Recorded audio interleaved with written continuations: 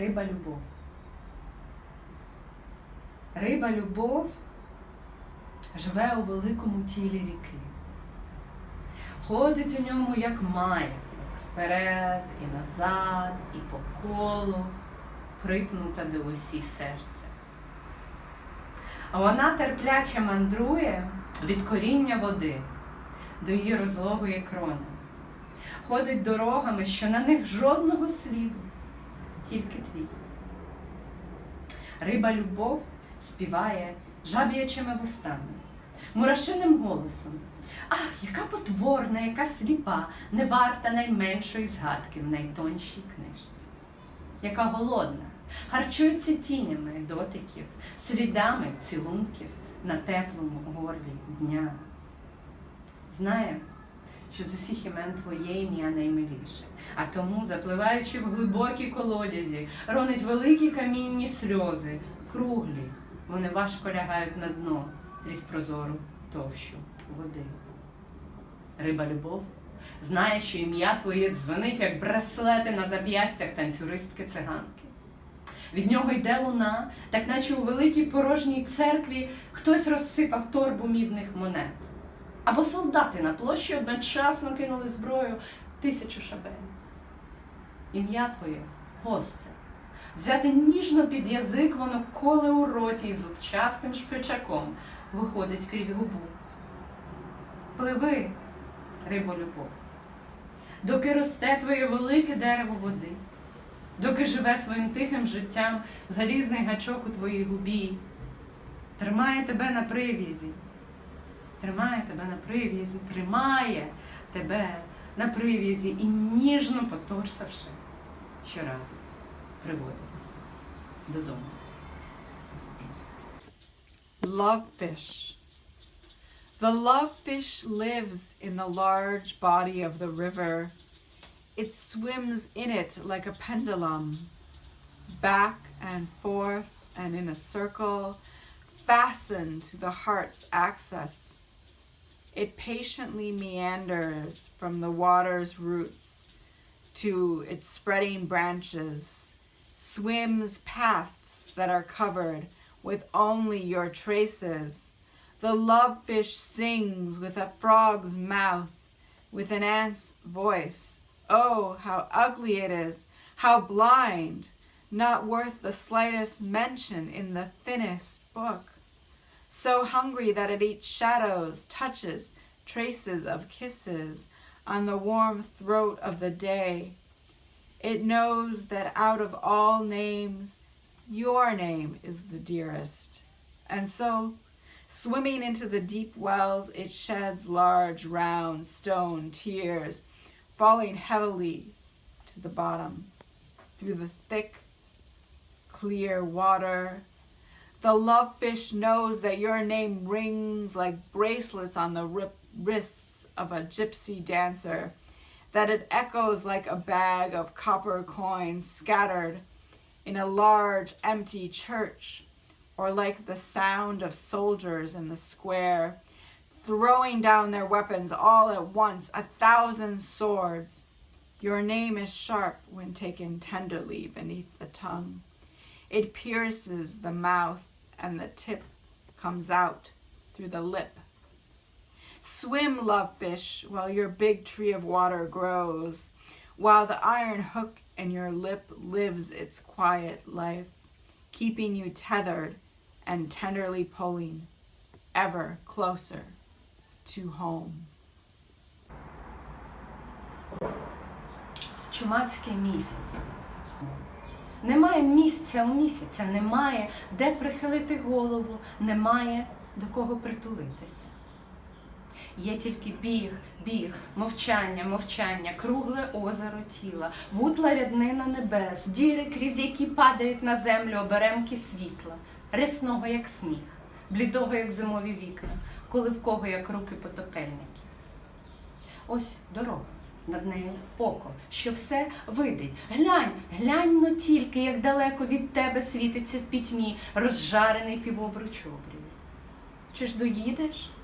Чи ж дійдеш? Втім, коли схочеш, Я навчу тебе співати так, аби замовкле поле тремтіло тобі назустріч. Аби темні криниці наливалися сріблом на твоєму шляху. Давай, я навчу тебе ходити межею, їздити верхи на живоплотах, носити під пахвою тепле перепелине яйце. Місяць простеле тобі стежки заповідною пущею особ, дикою сельвою лободи, священними полиновими хащами. Маки похилять важкі вінценосні голови тобі до ніг.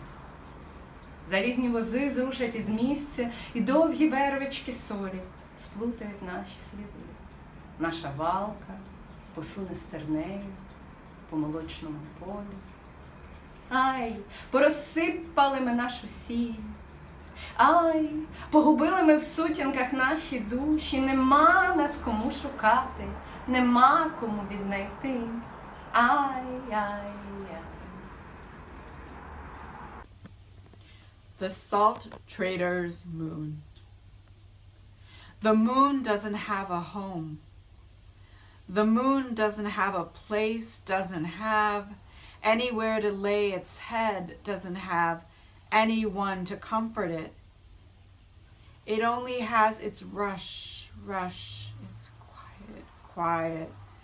The round lake of a body, the thin blanket of heavens, with holes through which handfuls of light fall to the earth, rich like laughter, pale like winter windows, flailing like the arms of those drowning. Here is a road. Above it, an eye, all seen. Look, just look there. How far from you is that red, hot half hoop of the horizon glowing in the darkness? Will you ride that far? Will you walk? Still, if you want, I will teach you to sing, so that the field will fall silent and reach out trembling towards you, so that the dark wells will swell with silver along your path. Let me teach you to walk the hedges, to ride on the back of the hedgerow, to carry a warm quail's egg under your arm. The moon will row out paths for you, through the lush thickets of thistles, through the wild forest of okra, through the sacred wormwood grove. Poppies will bend their heavy crowned heads towards your feet. Iron wagons will start moving, and long trails of salt will intermingle with our footprints. Our caravan will drag itself across the stubble, through the milky field. Oh, spilled is our salt. Oh, lost are our souls in the twilight. There is no one to look for us, no one to find us. Oh, oh, oh. Today I'm with Iryna Shuvalova, and we're going to discuss the poems that we read. One is Salt Trader's Moon. Music seems especially important in this poem. Can you speak about how you create music with the language? Hi everyone, and hi Olena, and thanks for inviting me to have this little conversation. I do think that the music of language is really one of the most important things for me in poetry. And sometimes I feel that I move as a poet more or equally based on the sounds, just like I do based on the senses. So for me, it's the process that I probably wouldn't be able to separate. So when an image or a metaphor is being created conceptually, at the same time, it's working for me in the space of kind of the sound and the music of the word. I'm quite excited about the kind of different music that different languages have. So Ukrainian in this sense, I think, enables for a lot of experimentation with the rhythm and with the rhymes as well. So there are many possibilities for different rhyming.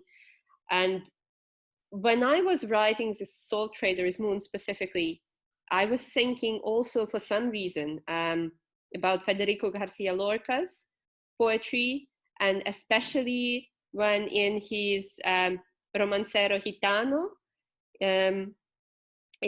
I'm actually not sure what the translation into English is, but basically a very musical kind of book where a lot of poems either became songs eventually, or they were written as songs, or they feature people singing or sort of saying certain things in a kind of exclamations. It almost has this musical explosion in it. And so the final part of the poem, for instance, the I in Ukrainian is a kind of, almost a kind of sound that Lorca uses and that the dancers use, for instance, in flamenco when they do this, you know, and you go like this. So I think for me, it was about creating a certain rhythm, a certain flow. And when you have a rhythm and you have a flow, you kind of really get into the musicality of the poem. So that's how it works for me. I don't really know how to do it otherwise. That's why perhaps it's hard for me to explicate the process. It's like the only process I know, basically. Okay, thank you. The next question, in conversations about war not only, how important was it for you to address the Russian-Ukrainian war? You know, I've been talking quite a bit with people, obviously, in the past couple of years about poetry or literature and war. So partly in the context of my research, because my PhD research had to do with songwriting and songs about the war in Donbass. And then also at the same time, myself being a poet, you know, talking to other poets, we have been speaking a lot about how these two realities sort of intersect. When, why do we have to speak about it? Do we have no choice but to speak about it? Should we speak about it, or should we stay silent? Or how do we speak about it, right? So it's almost as if the war is speaking to you, and your only I mean, you can't stop hearing that voice. Your only choice is basically whether you respond, or how you respond, or when you respond. But you are in that kind of speech and that receive of that speech, regardless of whether you choose to respond. And in a sense, it makes the situation even a bit more challenging. So I don't write a lot explicitly about war, but it was really important to say the things I said in that particular cycle of poems. I do think that it's important not to write about something just because or when everyone else feels prompted to do so. And I think it's okay if you feel that you need more time. So for me, I feel that I took my time, but at the same time, if you're not speaking up when everyone is, you also feel, is my belated speech going still to matter? Is it going to sound, is it going to be heard? Is it going to sound as part of the conversation? Which I think is really important, because it's about the semantic fields that we create, right? And the kind of collective response that we create as Ukrainian poets to the war, of which Ukraine is now a part, collectively. So we are all in this war very, very differently, right? But it is a collective being, and so it needs to be a kind of a collective speech. And when you delay your response, you start doubting, you know, whether you are a part of that speech or not.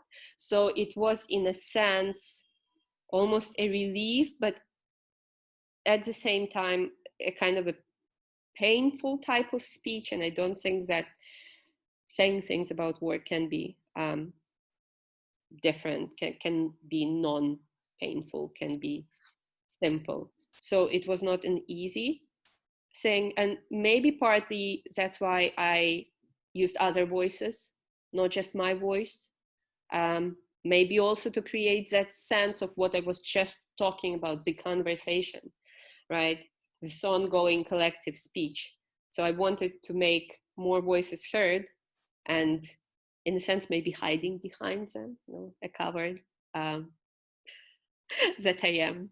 A poet is always a little bit of a covered, hiding behind the words, right? But at the same time, kind of opening up very, very deeply in this kind of hidden opening. Thank you. Lovefish has a fairy tale-like quality. How important are folk tales, fairy tales, and myths in your work?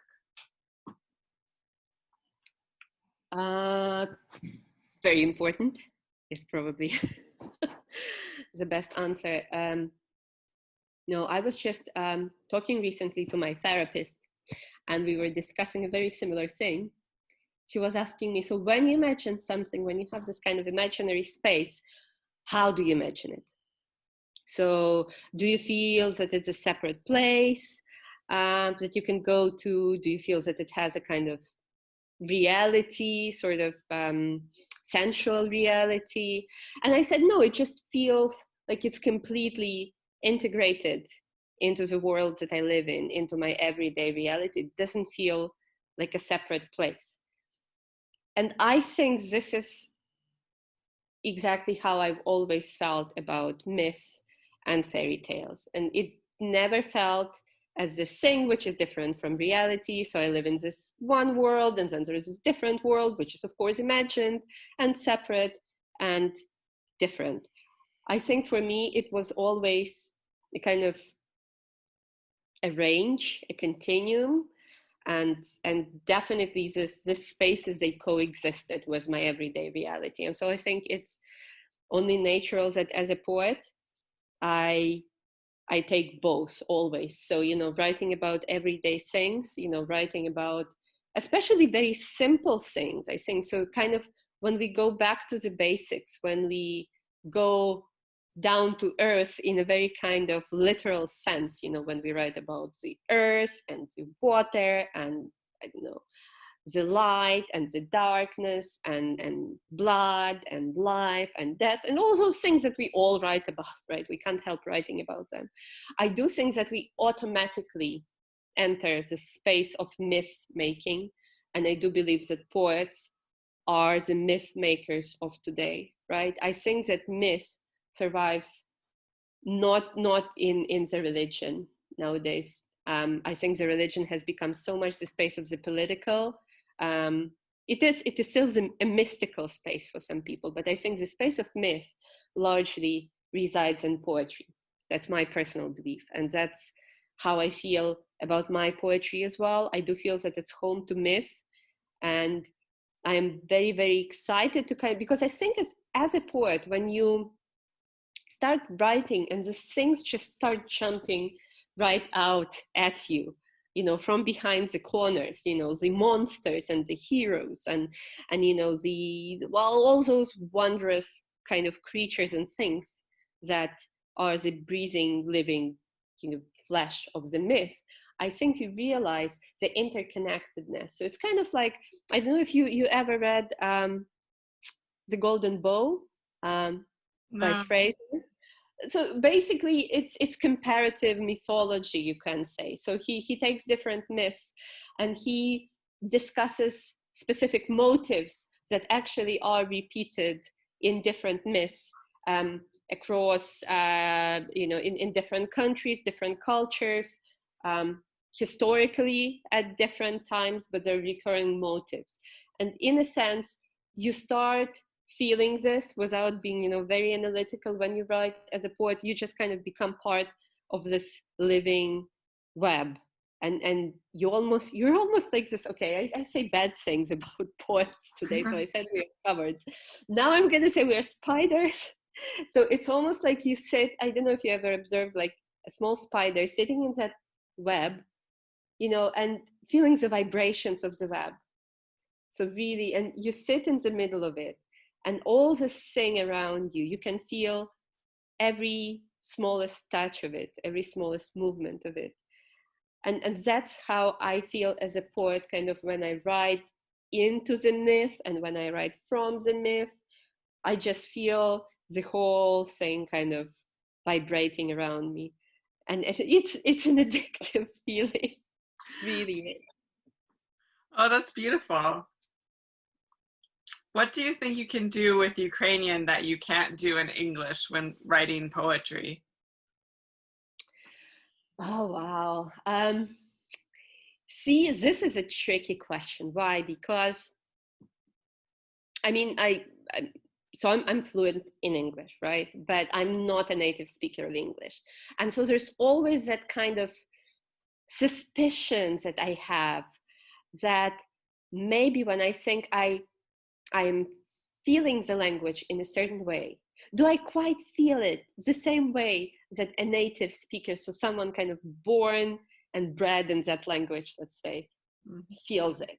And so when it comes to thinking what I can do in English and what I cannot do in English, right? Because I feel much more confident about what I can and cannot do in Ukrainian, right? But English is different, a different matter. So when I'm thinking about English, in a sense, I have to rely on other people who tell me, for instance, oh, you know, most of the rhymes in English, they now sound just, repetitive and outdated, and rhyming in general has no place in English anymore. So I have to either trust them on that, right? Or try and do something. So that's a tricky question. That's why I prefer to work with English as a translator. And again, all these questions I face as a translator, especially translating Ukrainian poetry, quite a bit of which tends to be in rhyme, for example, and is written in a certain meter. And okay, with meter it's slightly easier, but with rhyme, it's always a huge question. Wow, do I try to keep the rhyme, or do I risk, making it sound very archaic or very simplistic, or all those things that people say rhyme does in English poetry now at this point? Mm-hmm. I must confess that I have a very sort of slight suspicion that this is just a stage for English. So I think that rhyme, or some sort of rhyme, or some sort of sound work, the music, is going to happen again in English poetry, maybe somehow differently. So I don't really believe in the language just exhausting its resource in some way, right? Because this is what we say, this is what people say happened. Oh, we just exhausted all the good rhymes in English. Well, something else will happen. Languages are these beautiful, beautiful wild creatures, and it's really impossible to tame it. It's, I don't want to use violent imagery, but you cut one head off, another head is gonna spring up somewhere else. So I think that the resource of English is much bigger than we might think it is, but then probably it's not up to me to explore it. That's why I enjoy exploring the resource of Ukrainian. Great, thank you.